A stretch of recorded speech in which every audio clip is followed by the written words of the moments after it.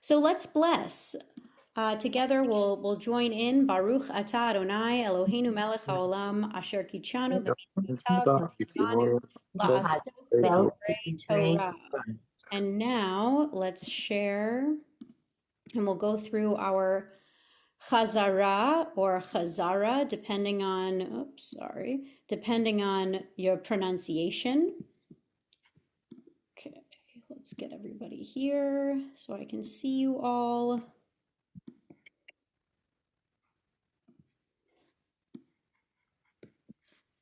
All right, so we started our time last week with the halbasha all the way up here. And this is a part of the overall burial ritual. Before the burial, we do a tahara, a spiritual or ritual cleansing. And the tahara is both, it's a little confusing the way that it stands for several different things. The tahara within this ritual cleansing is a specific part in which we imitate a mikvah type washing of the deceased, and it's also used for the entire ritual cleansing, which includes, as we learned last week, all four of these major parts, right? Rechitza, the hygienic washing, the tahara itself, right? That's the individual piece, the ritual washing. The halbasha, where we picked up last week, the dressing of the body, and the hashkava, the laying to rest of the body. So we learned about these tachrichim, these burial shrouds that are based on what the high priest wears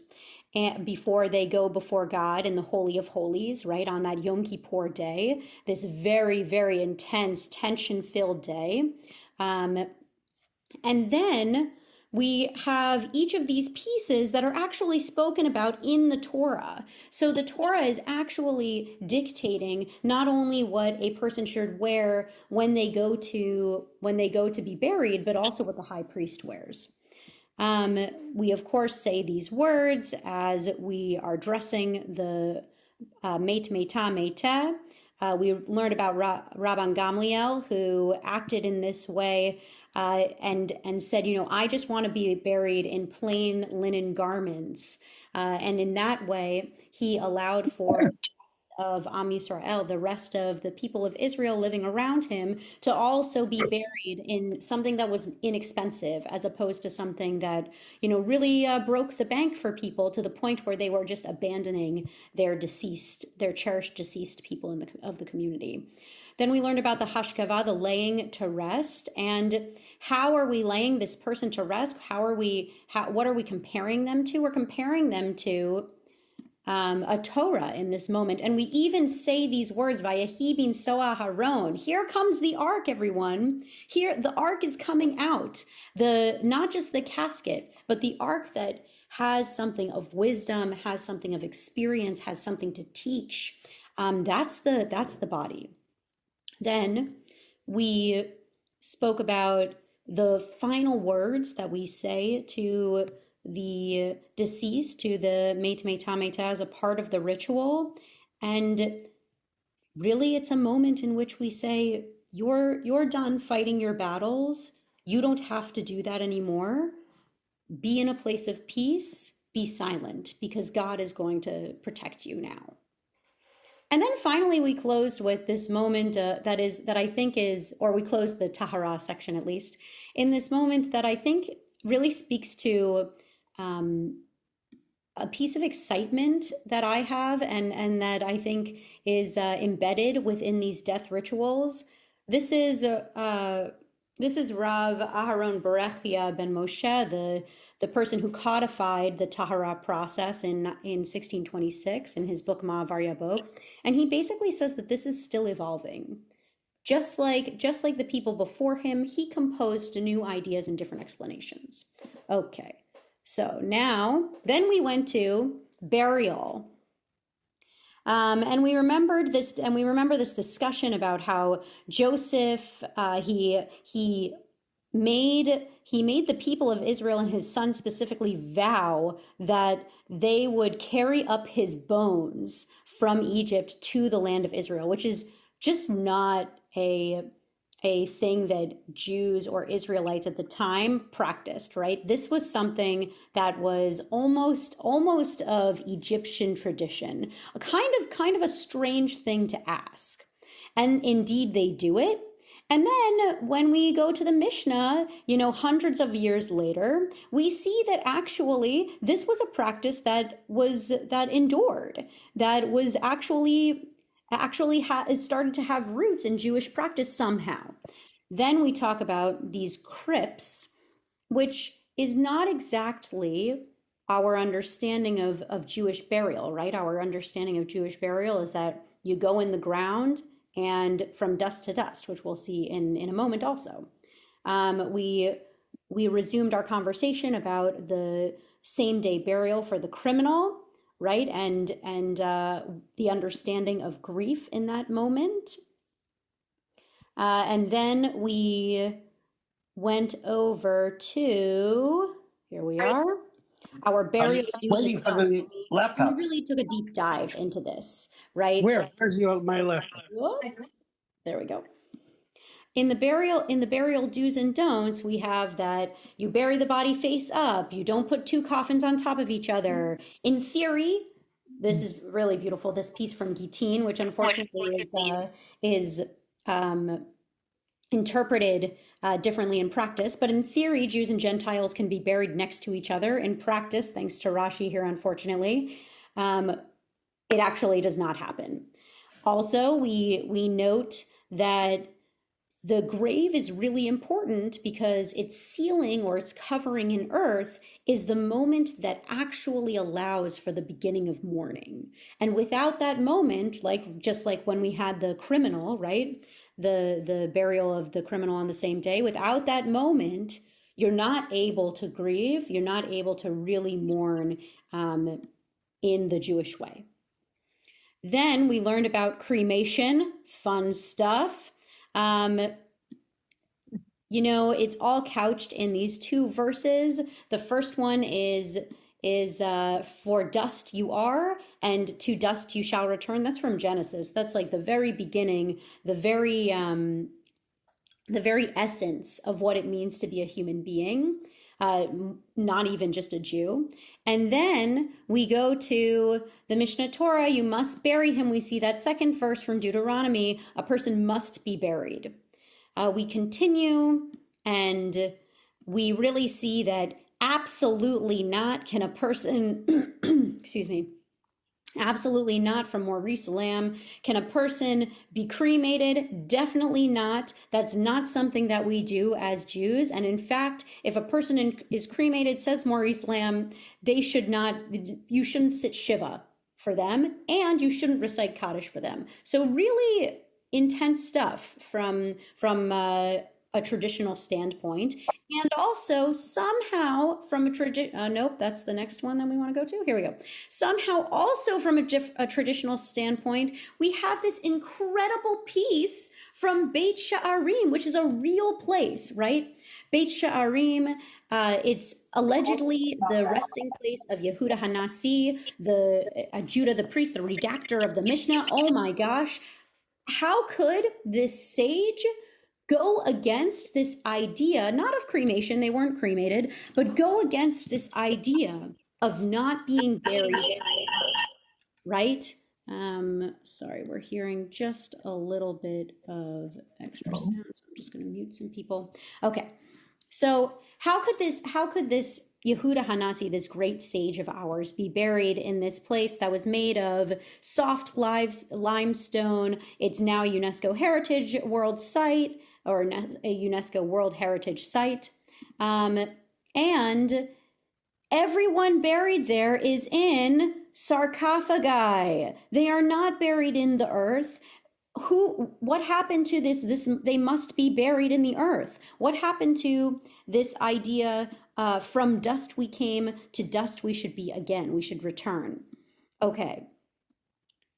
At the end of the day, what really matters here is that when a person is going from a place of living to a place of dying, they should go to peace. They should be able to be in peace.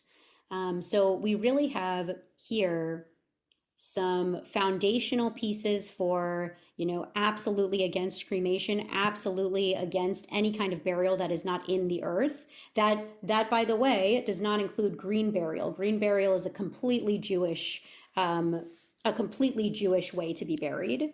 There are some who say, we really should not endorse green burial because that means that we would have to create a green burial Jewish cemetery and things like that, and perhaps family members would be separated in that way. But really, there's nothing anti-halachic about a green burial. However, we do see that being buried in a sarcophagus is probably a no-no, even though our sages did that, and we see that being cremated is definitely a no-no as well. And yet these things were happening in our tradition all the way back to the turn of the century. Karen. Yeah, maybe I'm the only one, but I don't know what green burial is. Green burial is an idea that you are buried. There's no aron, there's no casket at all. Your body is just put into the earth, and then there are certain fertilizers and things like that that are put on top of your body so that you can decompose as quickly as possible. Wow. Yeah. Okay. Thank you. So there are a lot of responsa being written right now. Green burial is a hot topic right now in Jewish law, and so there are a lot of responsum being written that you can go ahead and read, and it's very, very interesting. And even Orthodox rabbis, I would say, of medium stringency are coming up on green burial is okay, which is a huge deal because that's a shift from what was before, and also it's a shift from the stringency that these kinds of rabbis would usually endorse or Hmm. live by. Interesting. Thank you. Okay, so that's I our also have a Hazara. Oh yeah, question. go ahead, Karen. Yeah, which is, do we have any statistics on in among Reform Jews, not on green burial, but on the shroud, the linen shroud, like what percent of Reform Jews, conservative, Orthodox, choose to be buried in the linen shroud? I do not know if we have that kind of data. I would say that it is a growing trend in the reform movement. Um, Probably a very, very, very small percentage of conservative Jews are not buried in the tachrichim, in the burial shrouds. I would say almost all. I would imagine maybe like 1 or 2% of Orthodox Jews are not. This But you and know, also like a among piece of this. Reform, What did you say? you don't know among Reform. I mean, these are just guesses. But I imagine that many more Reform Jews are buried, in their own clothing or in some other garment than what's used in the Tahara process, because Tahara has not really been a Reform tradition for a long time. There's been a movement in the past, I would say, 10 years or so to bring Tahara back to the Reform movement. Before that, if a Reform Jew wanted a Tahara for their loved one, they would basically farm it out to an Orthodox group, which has many challenges. First of all, it almost always comes with a steep cost because you're not a part of that community. And second of all, when it comes to LGBTQ plus issues, often people who are transgender are buried in the tachrichim that matches their gender at birth rather than the gender that they lived. And also, they're buried with the liturgy that matches their gender at birth rather than the gender that they lived in. So there are all kinds of things. There's also an issue with patrilineal descent, right? In Reform Judaism, if you have one Jewish parent, regardless of who that parent is, you are deemed a Jew. But Hmm. in conservative Judaism, and actually Reform Judaism in Canada too, and Orthodox Judaism, of course, you are only considered Jewish if your mother is Jewish. So if an Orthodox Hever Kadisha that you're farming your loved one out to for a Tahara, okay, fine. If they find out that this loved one actually was only Jewish through their father, they will sometimes refuse to do the Tahara, Hmm. even though that person lived a Jewish life. Wow. So it's actually an amazing, amazing thing that the reform movement and progressive Jews in general are reclaiming Tahara. Sherry, did you have a question? Yeah, my mother died. It's 5 years now, but Wow. Alaa she shalom. had been sick, not very terribly sick. She had congestive heart failure. So I had the opportunity to do research on all of this. And that's kind of like a blessing that you can talk to somebody and really get all the answers from the questions that you have in your mind. And I really had no idea about any of it. So I feel really grateful that I had all the information that was given to me. Beautiful. Yeah, I mean, it often happens that until we are in that actual situation in life, we don't make researching these things a priority. And that's one of the wonderful things about this class, but it also brings us in those moments to have a deeper understanding of what is and what could be. Okay, so now we are getting to our regularly scheduled program, not Esther, although that will come this evening. I hope you will all join us for Battle of the Bands tonight. But we will be learning two Jews, three afterlives. Okay. So there are so many different understandings of the afterlife in Judaism, and we're going to just go through. This is really a survey. We're not taking a huge deep dive into any of these, although we certainly could. Um, it begins in our Torah and in kind of our foundational text. Not just, I mean, of course, the Torah is our foundational text, but it begins in these moments of familial loss here.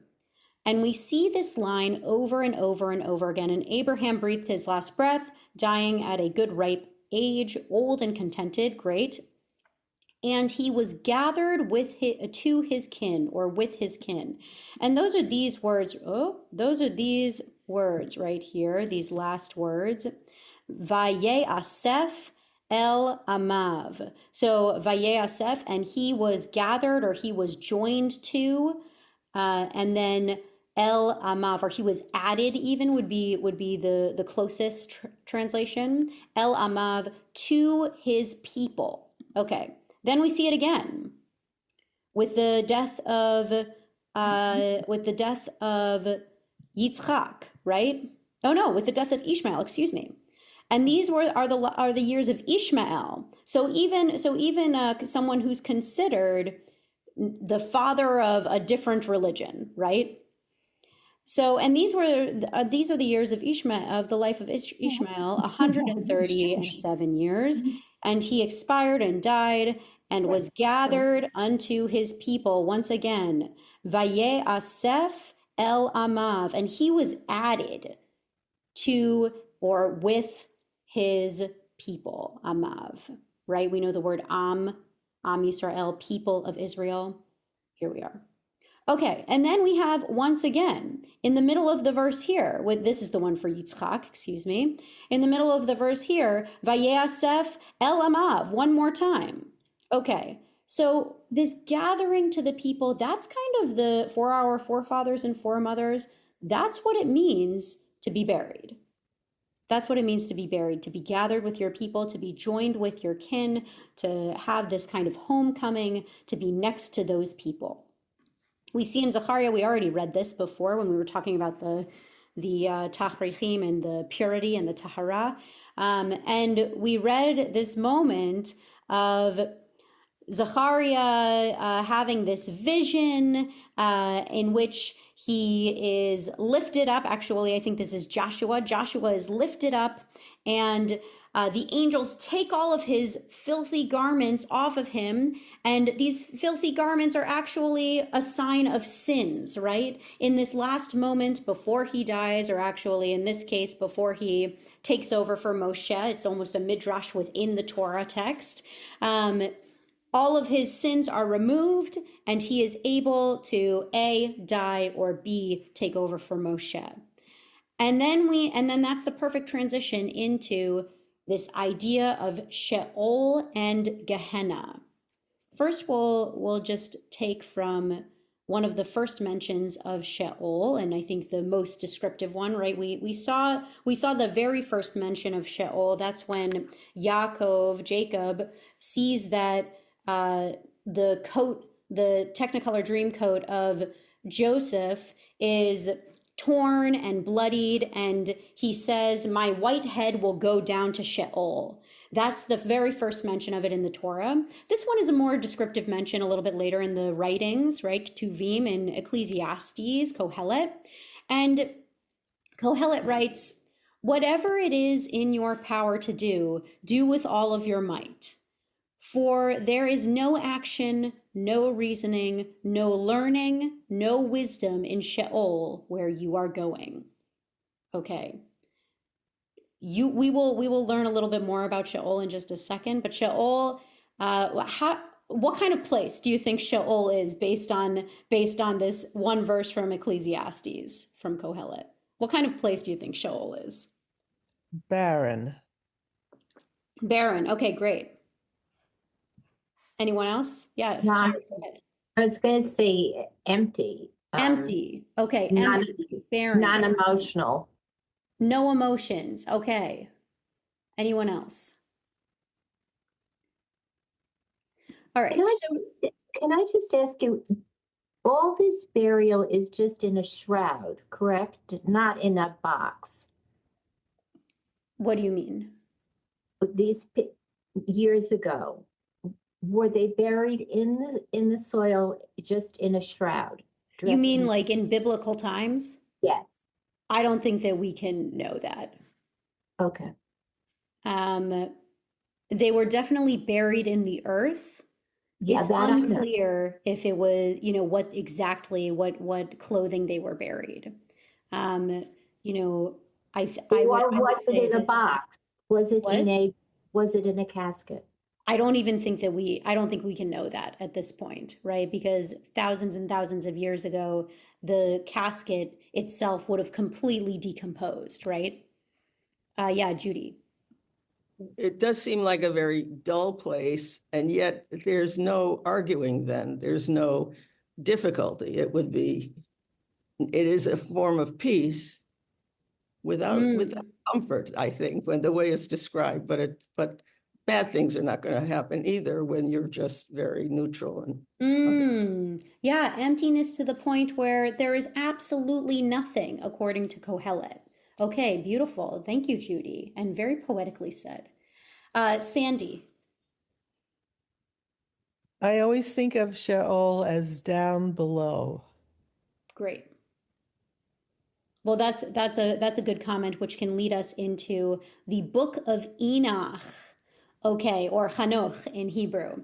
Okay, so the book of Enoch, such an interesting book. It's apocryphal, which means that it was written around the time of the Torah, but it was not included in the Torah. However, this book was found among the Dead Sea Scrolls. It's written in a combination of Hebrew and Aramaic, but I just brought the translation for you here because the Aramaic is very challenging to move through.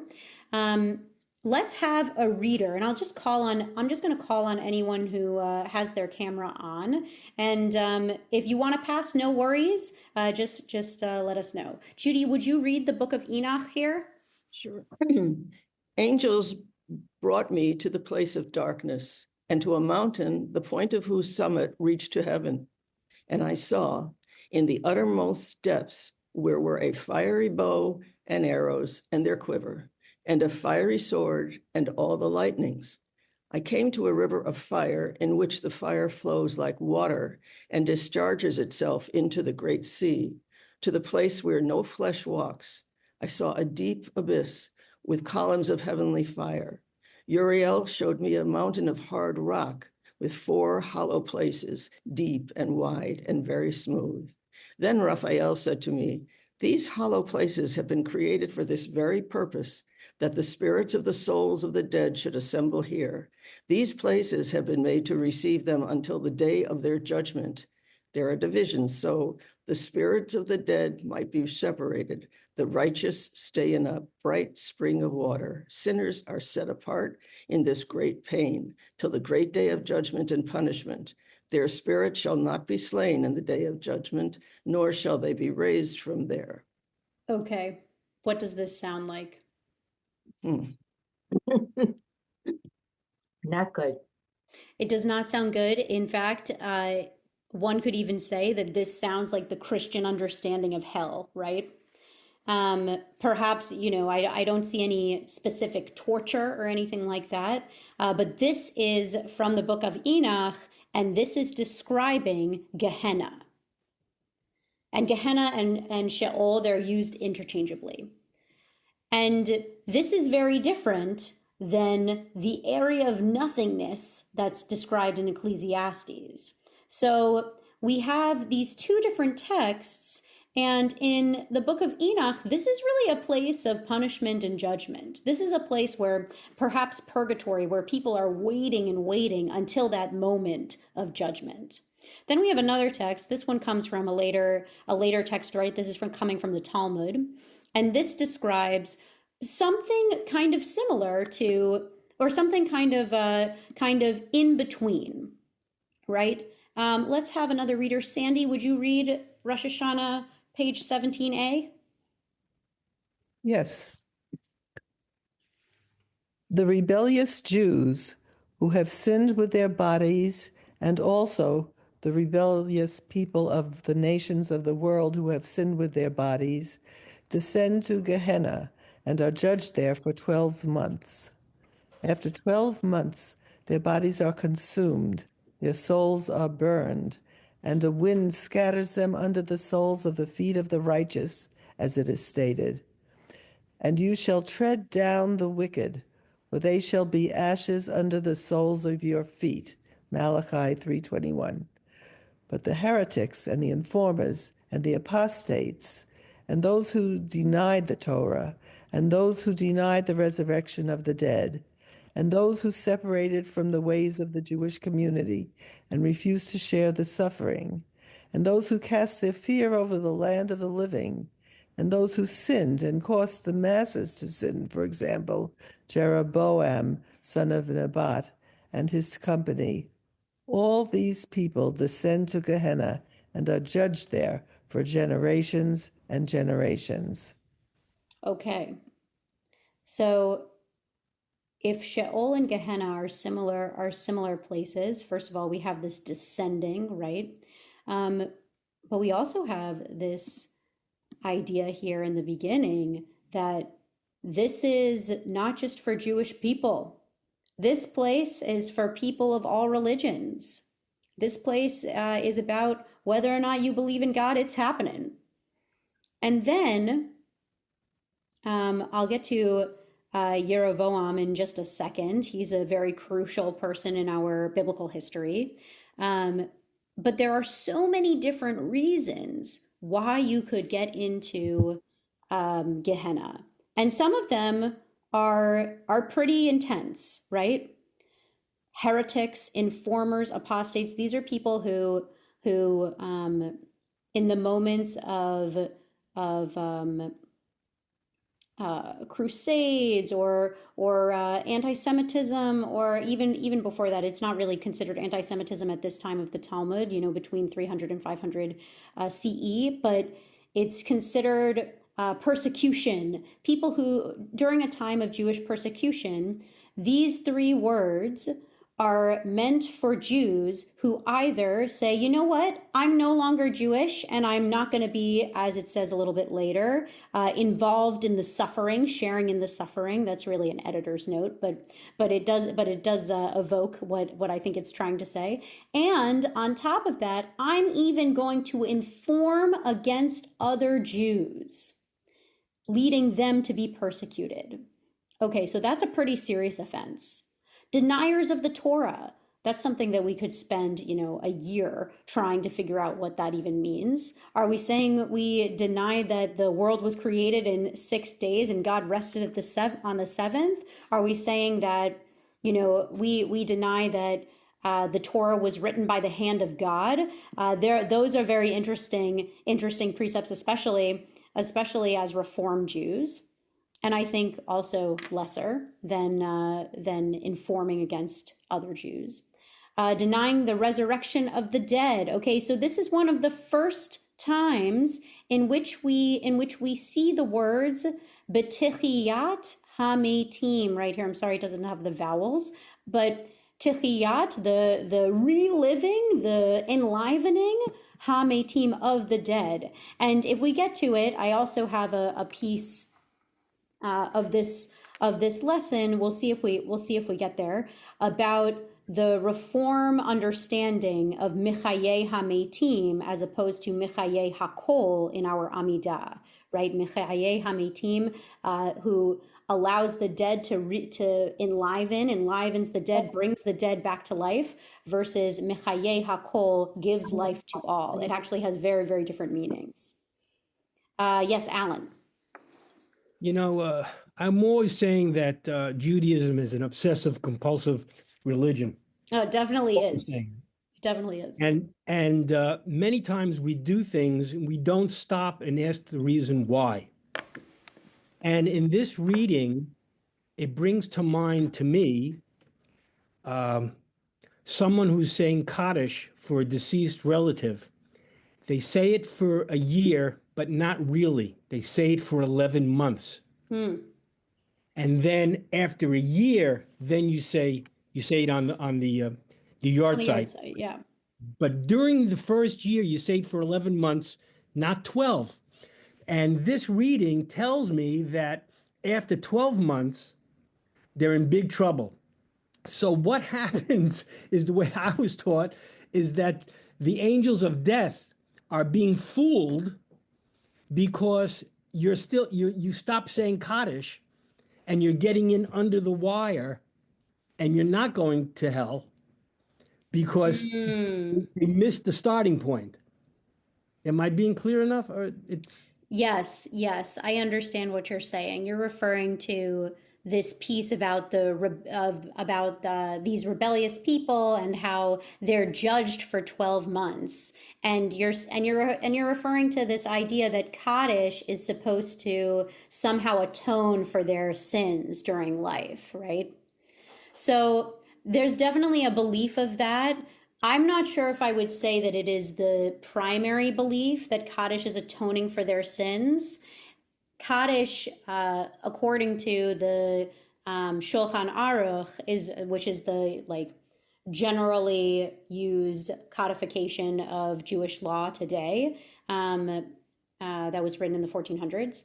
According to the Shulchan Aruch, it says that Kaddish is meant to bring honor to your deceased relative, and that if you lose a parent and you're saying Kaddish for 11 months, that's supposed to be a time of honor in which you're able to remember them and live in their memory. But it is interesting if we were to use this idea that Kaddish is atoning for them, which certainly more modern and mystical texts reference.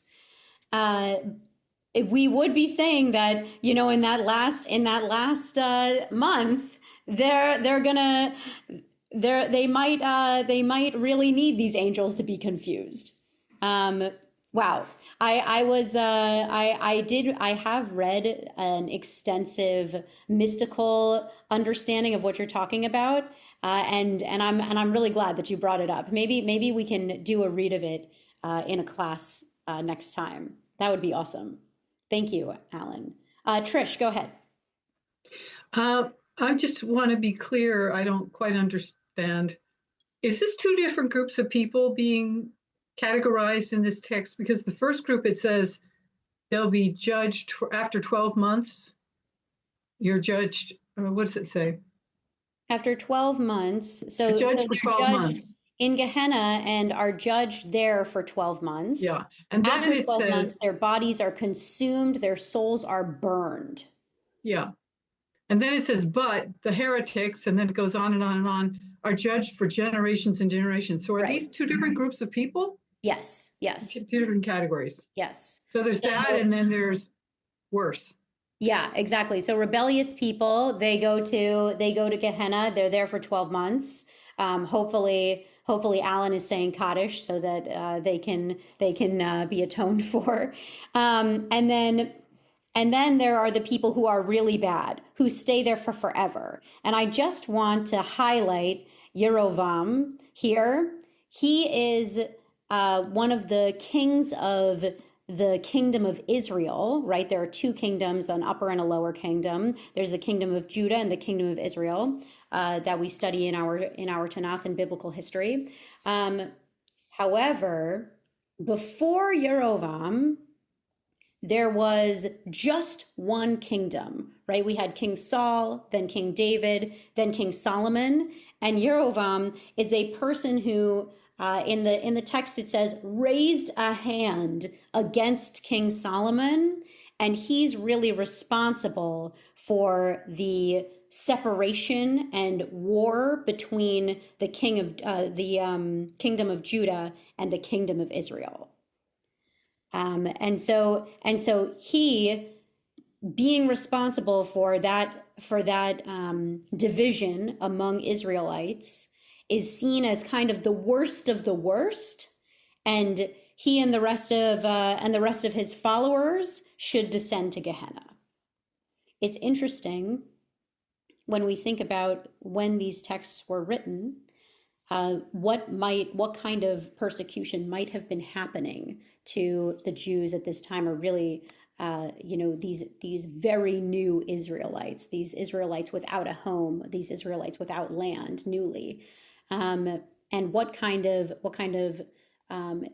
informing and heresy was going on in this time, what kind of divisions between each other were going on at this time, and who is this text really meant for?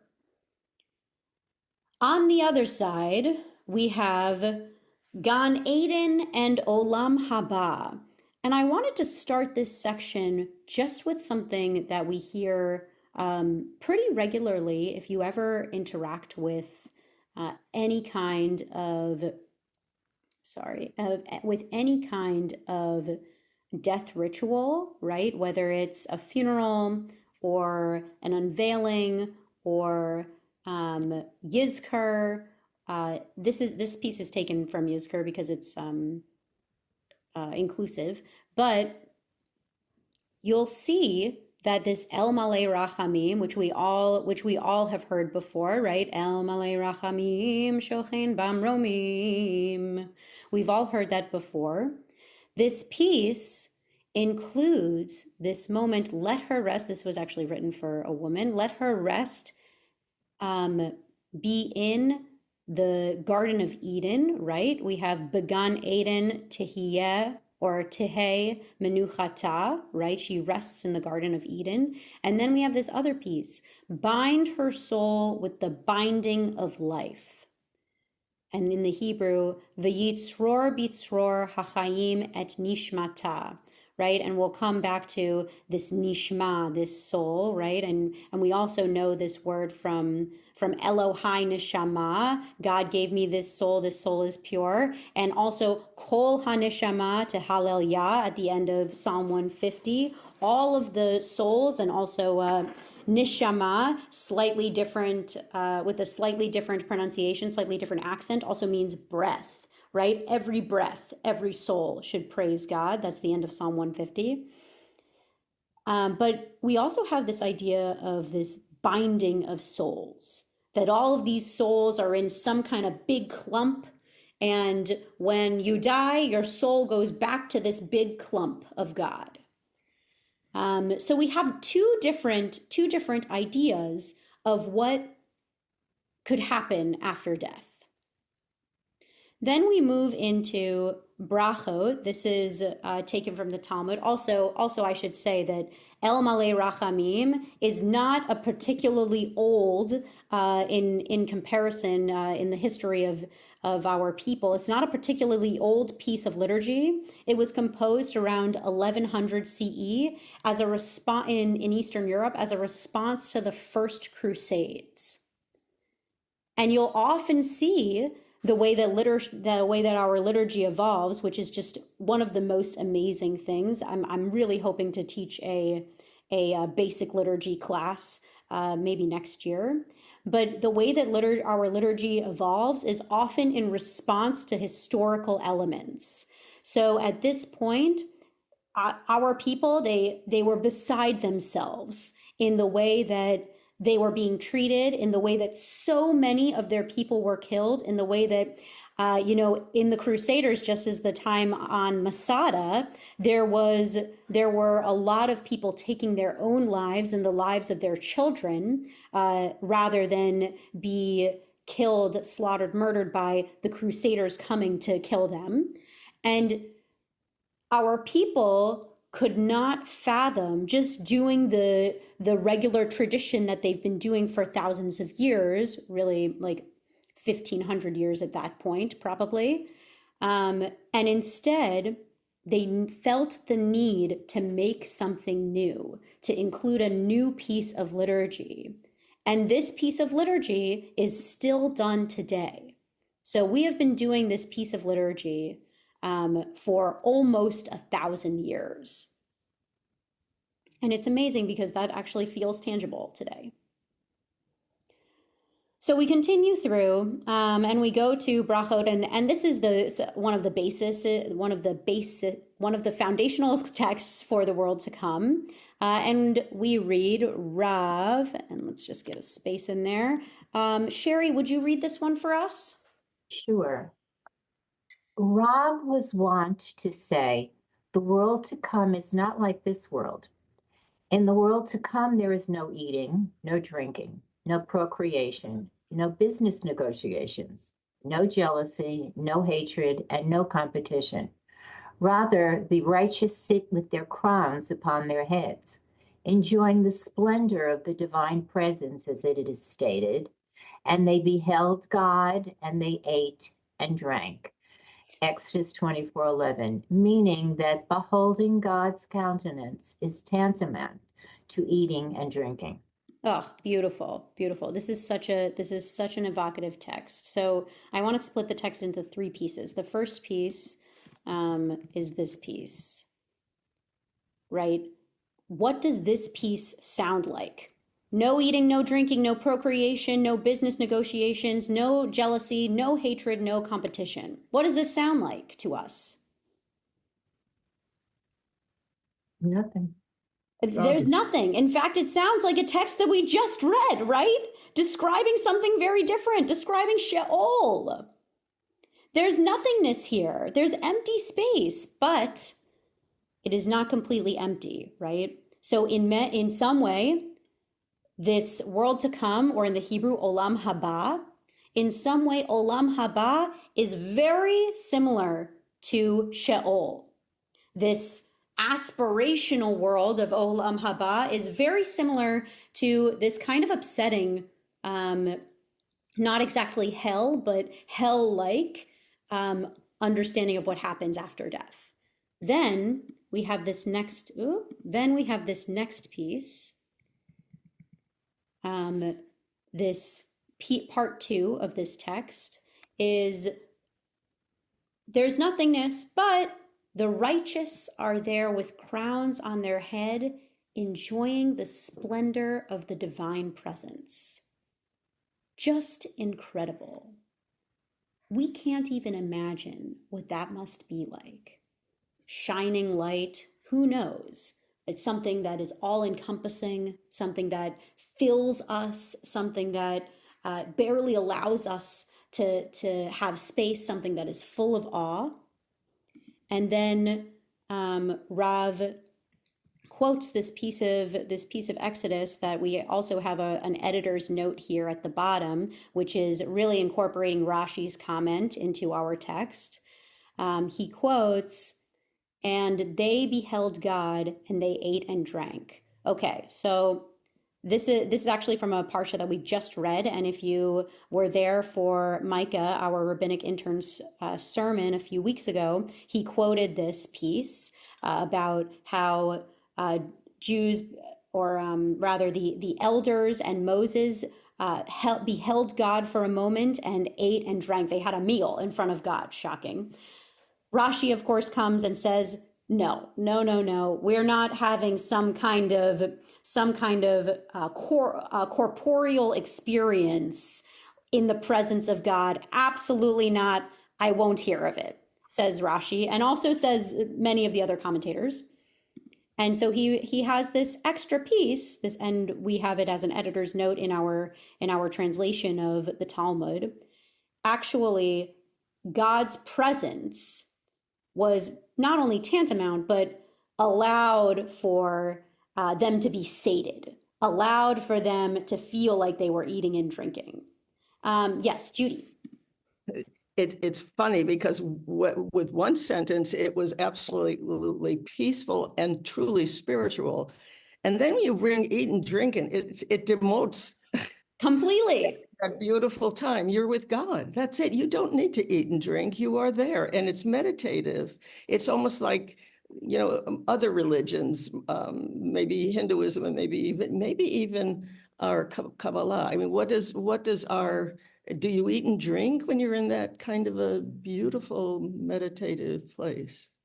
Well, there's certainly a ascetic tradition within Kabbalah, especially within early Kabbalah, and we're going to get to a very, very brief understanding, or a surface level understanding of what the Kabbalists say happens after we die. But there's no corporeal anything when you're in the presence of God, according to Kabbalah. You are only your soul, and your body is just also there. Thank you for bringing that up, and beautifully said. Audrey. Are you there with us, Audrey? Oh no, you're just joining. Okay. All right, so that's brachot. Then we have a lot of this Mishnah Torah written by Maimonides, and we spoke about this last time. This is really halacha for dummies. He writes it for the bread and meat eaters of the world, and it's written, in about 10 years between 1170 and 1180. You might think, oh, this was around the time, this was only just after the time of the Crusades. That's true, except the Crusades were happening in Eastern Europe predominantly, and they just missed the Iberian Peninsula where Spain is, and Maimonides was living in Spain. So he had very little, if any, knowledge that the Crusades were even happening. Which is kind of amazing, right? We have these very two, not disparate, but almost completely disconnected versions of Judaism, one in the Ashkenaz center and one in the Sfarad center. And you can really see how now these our people who are Sephardi and our people who are Ashkenazi, they really had completely different understandings of what Judaism was about until really the 16, 17, 1800s. And that's really when you just begin to see these cultures come together and understand that they're practicing a different kind of Judaism from the other. And you see that actually come together for the first time in a serious written piece in the Shulchan Aruch, right? Shulchan Aruch means set table, literally, which is just hilarious, right? And the Shulchan Aruch, the main text in there is a text from a Spanish commentator, right? Yosef Caro, a Spanish scholar, who then moves to Sfat, and underneath it, if you read a full Shulchan Aruch, you will see the mapa, which literally translates as tablecloth. And that is the Ashkenazi scholar writing the Ashkenazi interpretation on top of whatever the Sephardi scholar wrote. It's a hilarious, punny moment in our Jewish texts and our codification of halakha, of Jewish law. So you have the Shulchan Aruch, the set table, and with the text from the mapa, the tablecloth, right underneath. Okay, beautiful. So then we move into, I digress, but we move into the Mishnah Torah. This is a piece by Maimonides. I have a few chunks here. So let's have a reader. Eve or Jay, would you read this first piece? Sure. The hidden good in store for the righteous is life in the world to come, which is a life connected with no death and a kind of good connected with no evil, such as is described in the Torah, that it may be well with you and you may prolong your days, Deuteronomy 22:7, which was traditionally deducted to mean that it may be well with you in a world which is entirely good, and that you may prolong your days in a world existing forever. And this is the world to come. The reward of the just is that they will acquire the sweetness thereof, and the punishment of the wicked is that they will not share in such life, but will suffer excision and eternal death. And whosoever does not earn such life is to be dead without coming to life forever, for he is severed from life. Okay, so this is Maimonides opening on what does it mean to repent, and he gets there a little bit later, but he starts with, you know what? Forget about Gehenna, forget about Sheol, although maybe it'll come up a little bit later. I'm going to say, as Maimonides, we're going to focus on Olam Haba. We're going to focus on the world to come. And I'm pulling up this piece from Deuteronomy that is actually about prolonging your days by doing mitzvot. And I'm going to say that this prolonging of your days is not in the world that we live in now, right? It's not in the completely human corporeal life. It's actually talking about once you die and you get to Olam Haba, first of all, you'll go to this world that is entirely good if you're doing all of these mitzvot, but also your days will be forever in Olam Haba. If you don't do these mitzvot, however, he says, that's not happening for you. You're not going to Olam Haba, and in fact, you will suffer eternal death, whatever that means. We would have to go back and ask Maimonides about that. Then we continue with Mishnah Torah. Trish, would you read this piece for us?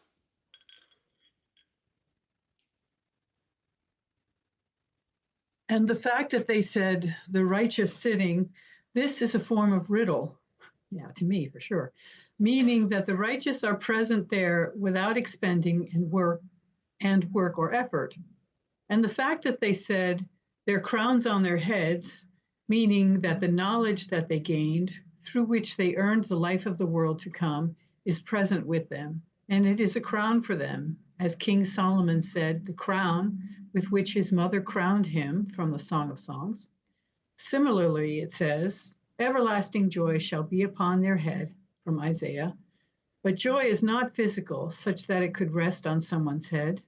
So too, the crown that the sages mentioned here is knowledge.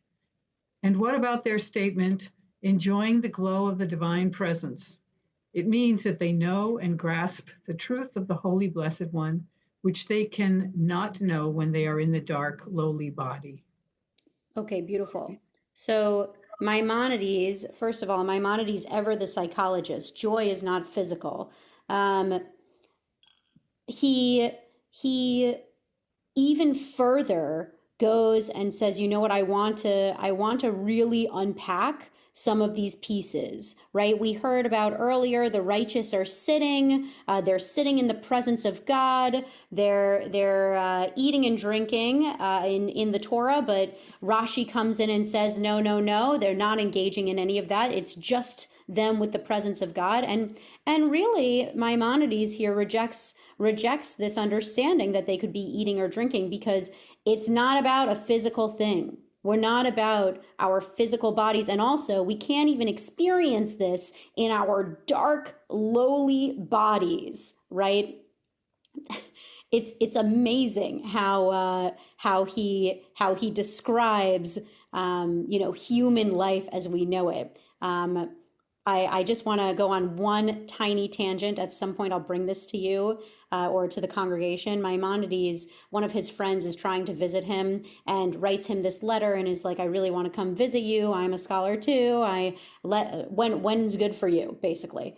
And Maimonides writes this unbelievable letter about all of the things that he's doing, and he barely has time to eat, and he's serving people all day. He's a physician to the king, and then in the evening, all of these people come to his door and they seek halachic knowledge and what should they do, and he barely has time to sleep, and the letter goes on and on and on. And so it might not be so surprising that Maimonides describes the world of the living as being in this dark, lowly body, in this space. And also it's clear that Maimonides was a bit of a drama queen.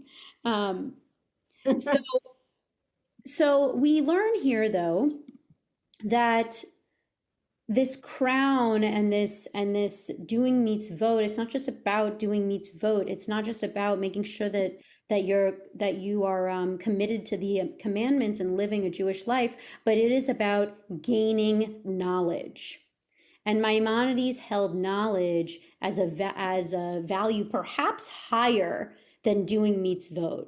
It is about making sure that you gain this knowledge, and also being in the divine presence. This aspiration, this incredible goal, is not accomplished, or accomplishable, I should say, is not accomplishable while we are here on earth. It's only accomplishable for Maimonides in death. Very interesting. Audrey, go ahead. One of the things that troubles me is the tremendous disparity, or the space between wicked and righteous. Yeah, I think it is troubling. Between? And where is what is the line? Where is the red line? Maimonides kind of sees it as a points game almost in other texts, and he writes about how, he doesn't say explicitly this mitzvah is X many points and studying Torah is X many points. But that's kind of the understanding that he has as he's writing these pieces. And the real question is, how many points do you need to get in? Right. How many mitzvot do you have to do in order to get to Olam Haba? How much learning do you have to do in order to get to Olam Haba? And this is also this knowledge piece is also a classist moment for Maimonides too, right? You have to have a certain amount of money. You have to have a certain stature at this point to be let in to the best batei midrash, to the best houses of study. And if you don't have that, you are really just a bread and meat eater. And that's what he's saying here. So it's really about acquiring knowledge. And I do have to say that all of you are here studying today. And so I think that certainly your knowledge is increasing, and Maimonides would appreciate that. Let's read this final piece of Maimonides, then we'll go into the Mishnah to close out this piece, and then we'll move on to, we will move on. Oh no, we have two more pieces, I guess, but then we'll move on to the Kabbalistic understanding. Okay, Alan, would you read this piece, the term soul? The term soul, when used in this context, does not refer to the soul which needs the body, but rather to the form of the soul, the knowledge which it comprehends according to its power. Since this life is not accompanied by death, for death is an event associated with the body alone, and in that realm there is no body. It is called the bond of life. As Samuel states, and the soul of my master will be bound up in the bond of life, which parenthetically is on many traditional headstones.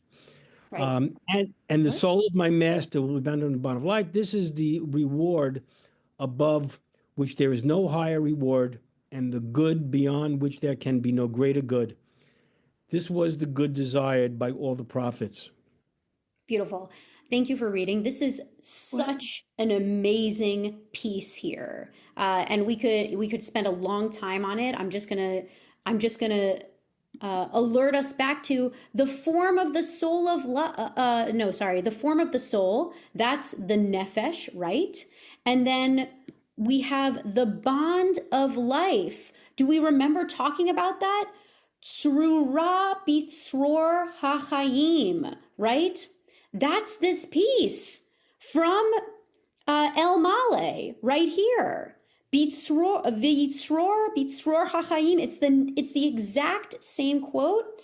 It's originally taken from this verse in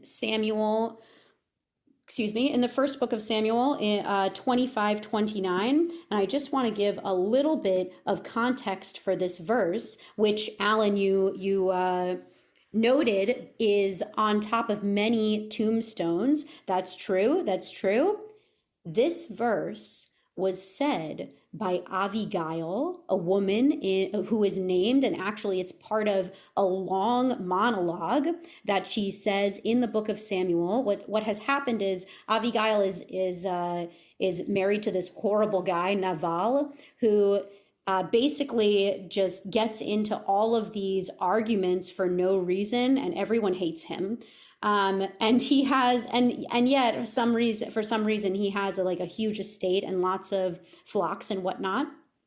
And he's married to Abigail, and King David's men go talk to him after the death of Samuel, the prophet. King David's men go talk to him, and they want to do some kind of business with him. And he is such a horrible partner in business that they walk away, and their experience is so terrible that they go to King David and they're like, I think you should kill this guy. So King David, he's kind of a bloodthirsty dude. He does a lot of amazing things for Am Yisrael and for the kingdom of Israel, the kingdom of Judah. It's really a combined kingdom at this time still, as we spoke about earlier. But he's like, yeah, all right, maybe we will do that. So he sends his men off to kill Naval and his whole company, right? And in that moment, Abigail, who is described in the same way that Joseph is described, she's described as being beautiful and intelligent.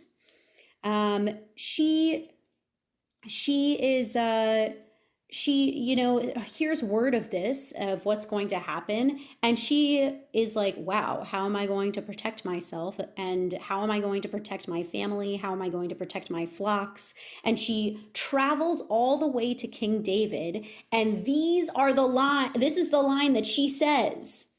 This is the line that she says. She says, and the master and the soul of my master, meaning King David in that moment, will be bound up in the bond of life. And this thing that Abigail says in a moment of distress, in a moment of attempting to utterly praise someone who may kill her, is the underpinning of what we believe happens after we die. So it's really an amazing, amazing moment in our biblical history. So then we also see this is the reward above which there is no higher reward, right?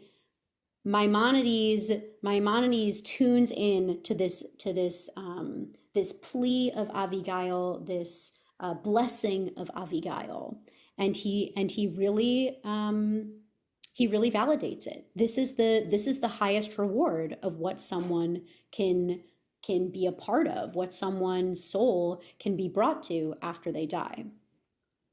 So we already discussed this a little bit, but who gets in? Who gets in according to the Mishnah? This is a slightly earlier text than the ones that we've been looking at, right? The Mishnah was codified between 100 and 300 CE. And here we have this idea, who is getting in? Who's getting in? All Jews have a share in the world to come. Okay, so maybe everyone, every Jewish person could get in. As Isaiah says, thy people are all righteous. They shall inherit the land forever, the branch of my planting, the work of my hands, that I may be glorified. Great. And that's God talking. These have no share in the world to come. Oh, I thought that all Jews had a share in the world to come. That's not the case. These have no share in the world to come. One who says that the belief of resurrection of the dead is not from the Torah, right? We're right back there. Tichiyat hametim, right? Michaye is the same root of tichiyat hametim. People who don't believe in, they use the word resurrection, which is a fine word to use. Certainly describes what they believe is going to happen. We'll see that in just a second. But resurrection today, we kind of characterize as a Christian term. It's really the reliving, the re-enlivening of the dead. And we know that, right? Because Techiyat, Mechaye, we hear the word Chayim right there. We hear the word life, live, right there. And indeed, it has the same root. So here we go. So, okay, so one who doesn't believe in the resurrection of the dead, that person not getting in. One who says that the Torah is not from heaven, and we should say Hashamayim. Who knows what that is? The sky, heaven, God's like world. It's a little unclear, but who says the Torah is not from heaven? And one who denigrates the Torah. One who really does harm to the Torah and the Torah's words. Rabbi Akiva says also one who reads outside books, which is like it says Sfarim HaChitzonim, and that's kind of like secular literature. So I don't know what Rabbi Akiva was so against in this moment, but we can only guess. And one who whispers an incantation over a wound, saying, this is a quote from Exodus, and this is God speaking, I will bring none of these diseases upon thee that I brought upon the Egyptians, for I am the Lord that healeth thee, or that heals you. Okay, so this piece about what Akiva says initially about the reading of secular literature, that we all read secular literature, we live in a different time. This second piece that he says is about being God. There are others that have interpreted it as, kind of a decree against doctors and against healers in different kinds of cultures. But but really it is about what at its essence it's about being God. A person who says, I am as powerful as God, is not a person who is going to Olam Haba. Yeah, Judy. Oh, you're on mute, Judy. Reference to reading outside books, I remember long ago, I think it was Rabbi Schindler who talked about the ultra-Orthodox. You do not allow your children to go to a public school because that's where you're going to reading and they're going to be diverted from their orthodoxy and their religion. So that's definitely very important, not to read things that are going to put you astray. Totally, totally. And that's that's a huge division and one of the reasons for the isolation of ultra Orthodox sects both here and around the world. Yeah, Audrey. Well, it doesn't say anywhere that the resurrection would necessarily mean a bodily resurrection. In other words, it could be that you would live in a different form, or maybe a spirit or your soul would continue on. Yes, yes. So it's unclear what Mechaye Meitim, what this resurrection, Techiyat HaMeitim, really even is. This is the only Talmudic, this piece that I have here from Sanhedrin, this is the only Talmudic kind of conversation of what this possibly could be. And it's really all written in parables. There's a conversation between Queen Cleopatra and Rabbi Meir. And of course, later on, after Talmudic times, in medieval times, it's more developed, and there are conversations about bones connect with bones and sinews come back on the bones and muscles are restored and all of these kinds of things. And it really does sound like a zombie apocalypse of some kind. But this is really the first understanding of what it could look like. And it's really, pun intended, bare bones. Go ahead, Arlene, and then we'll get into the Sanhedrin. Okay, I assume you can hear me. I remember during our first visit to Israel, we had a Jewish guide, and she was saying that there was a period of time, approximately 2,000 years ago when Jesus was alive, that there was a strong belief among many of the religious Jews that there was bodily resurrection of some kind. Yeah, that's exactly what this is talking about. Techiyat HaMeitim. That's what this is. Yeah. Okay. You're hitting the nail right on the head.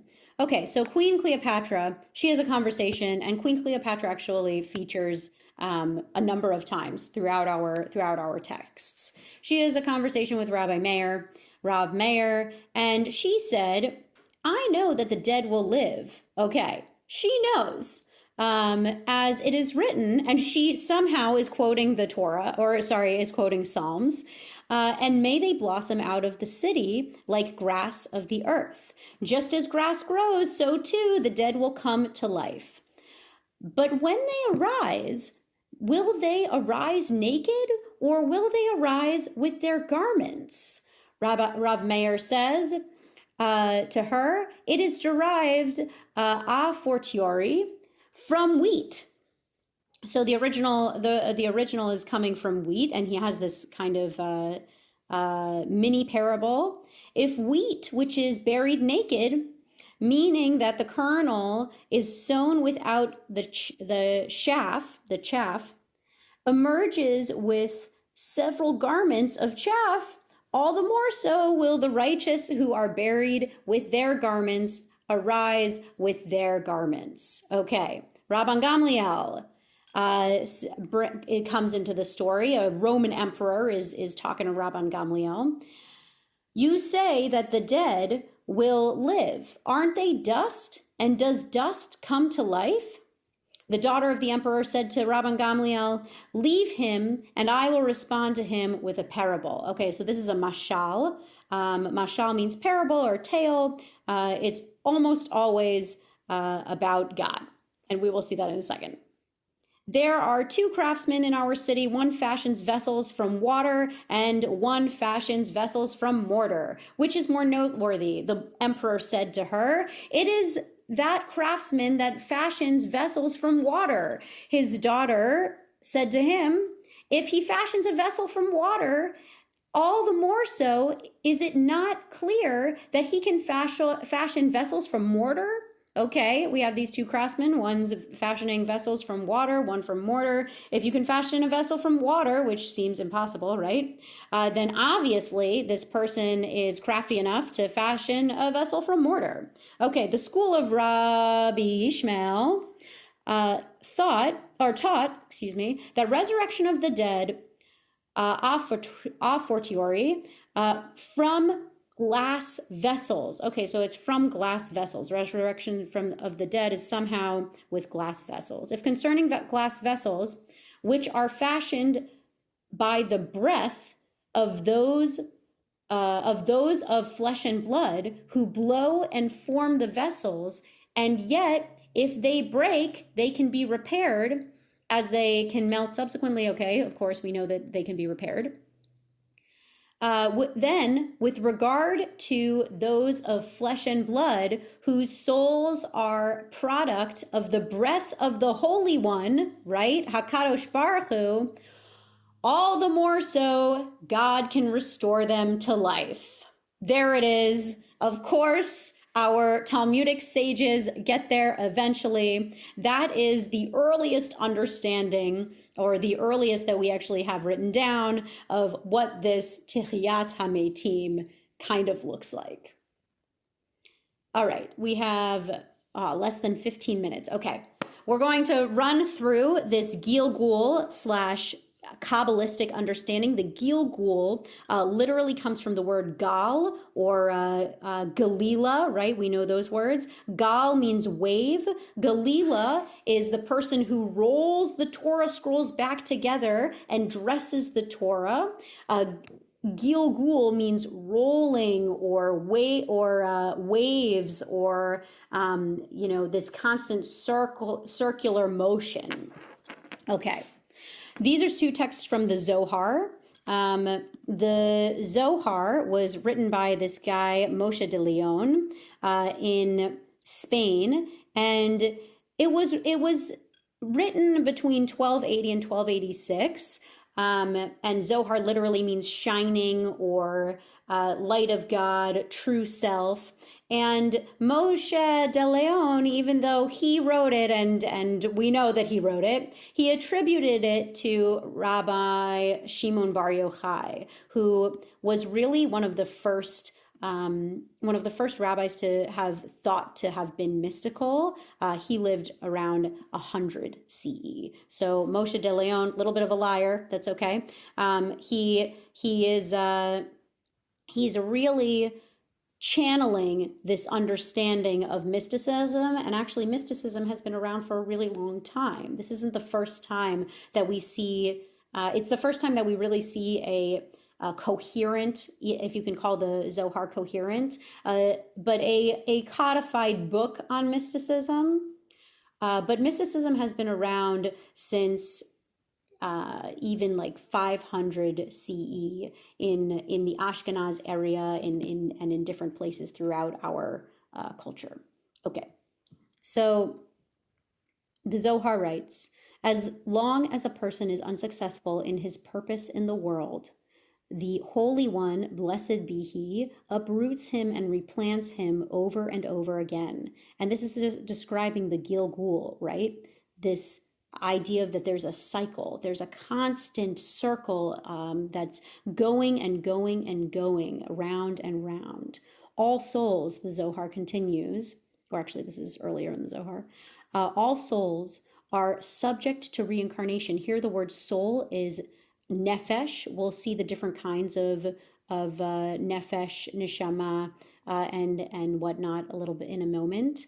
And people do not know the ways of the Holy One, blessed be God. They do not know that they are brought before the tribunal, both before they enter into this world and after they leave it. They are ignorant of the many reincarnations and secret works which they have to undergo, and of the number of naked souls and how many naked spirits roam about in the other world without being able to enter within the veil of the king's palace. The veil of the king's palace, that's like God's area, right? God is hidden by a veil, and you get to see just little pieces of God throughout your life. And as you come back to learning, you see a little bit more and then a little bit more. That is talking about a foundational part of the Zohar, which, we could learn for an hour. Men do not know how the souls revolve, like a stone that is thrown from a sling, but the time is at hand, and these mysteries will be disclosed. Okay, so this is the understanding that the Zohar has. It's not something that we've seen before, right? We've seen a little bit about some kind of purgatory, some kind of place where you're judged. Some people get in, some people don't, olam haba. But we haven't seen before this idea of reincarnation, that a soul has a purpose in the world, and until you actually fulfill the purpose that your soul has, you just continue to go through and through and through. And that there are all of these other souls somewhere off in the world. Who knows where the Zohar believes that they are. The Zohar does write about Gehenna a lot. So perhaps those are the naked souls in Gehenna. But it does provide this completely new understanding of what goes on.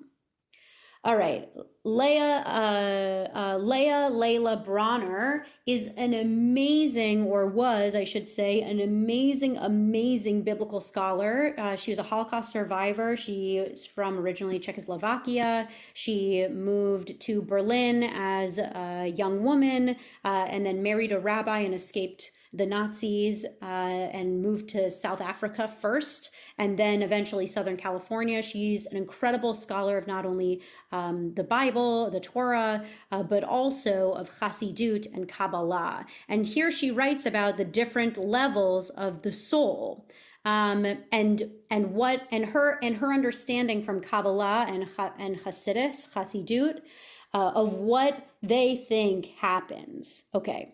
We're just going to run through this very quickly because we don't have so much time.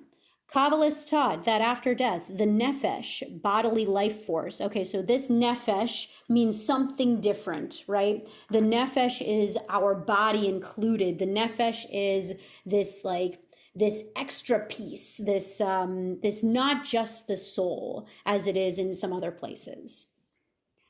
Stays with the body in the grave. Okay. Then, in a process that lasts from 3 to 7 days, the soul extricates itself from the body. The more attached the nefesh was to the physical world, okay, suddenly the nefesh is changing some kind of form, the more difficult and painful this separation, known as hibut hakever, like literally the leaving of the grave, the pains of the grave, right? The nefesh shuttles between the grave and its previous home, mourning the death of its body, while the body resolves itself into dust. And this is one of the reasons why you do the unveiling a year after, or really 11 months, between 11 months and a year after, because by that point, it's believed that the nefesh has completely detached itself from the body. Okay, the ruach, spirit associated with intellect and morals. So now we're gonna describe the different levels. We had the nefesh first. Now we have the ruach. This is the intellect. This is the morals. Is consigned to Gehenna after death. Okay, some teachings suggest that the ruchot, that's the plural of ruach, of ethical and spiritual individuals are spared the ordeal of Gehenna entirely. The stint in Gehenna is finite, usually 12 months, like we learned earlier. unless one was terribly wicked. We also learned that earlier, right?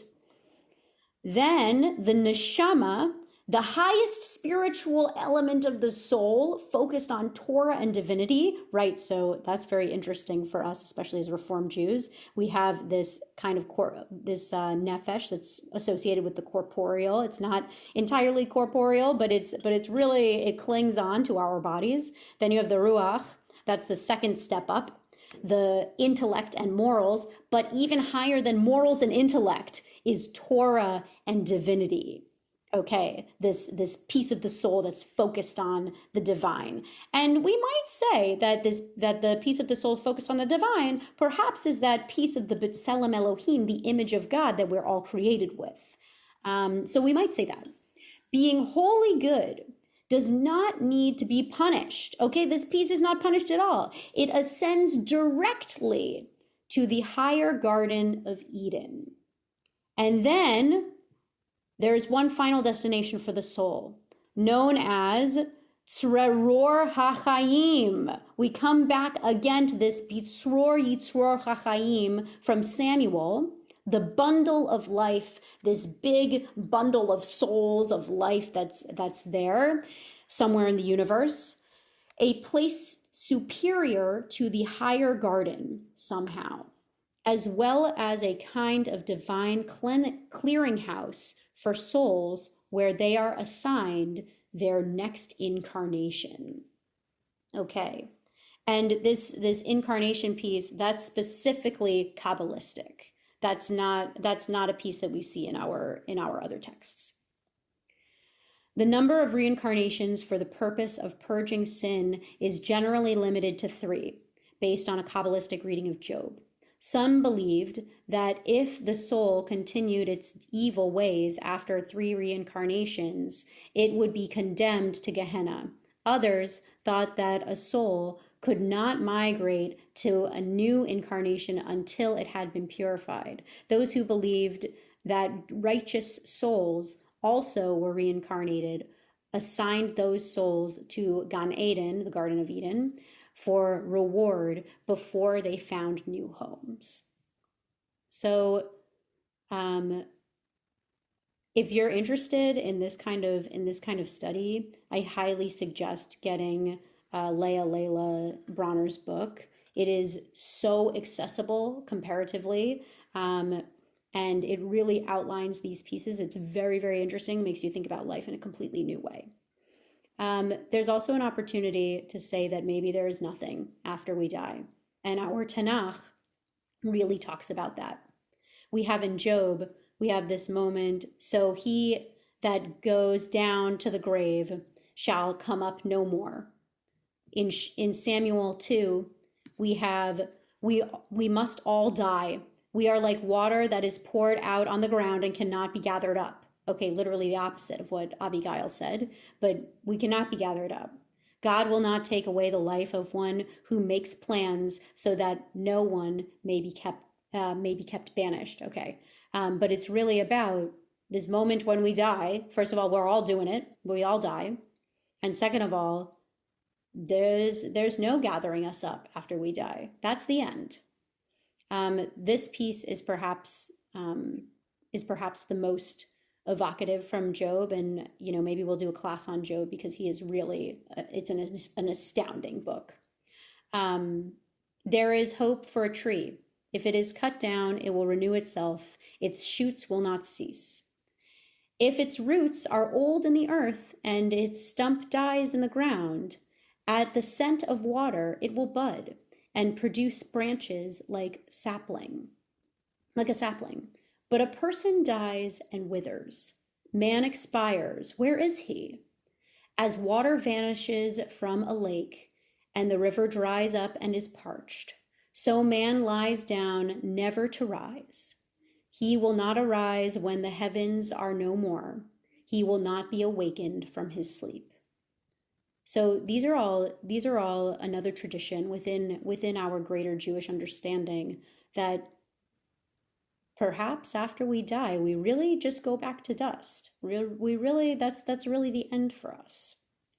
I have all of these texts from the way that charting the way that the reform movement has evolved when it comes to Mechayeh HaMeitim, the revival of the dead, or the enlivening of the dead.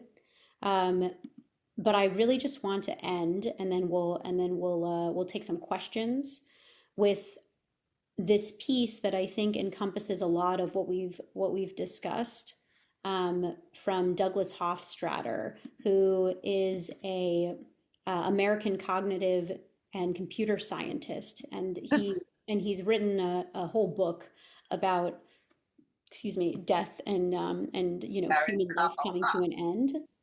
And then we'll I'll stick around for questions, and of course if you need to leave right when class is over, you certainly can. So he writes, in the wake of a human being's death, what survives is a set of afterglows, some brighter and some dimmer, in the collective brains of all those who were dearest to them. And when those people in turn pass on, the afterglow becomes extremely faint. And when that outer layer in turn passes into oblivion, then the afterglow is feebler still. And after a while, there is nothing left. This slow process of extinction I've just described, though gloomy, is a little less gloomy than the standard view.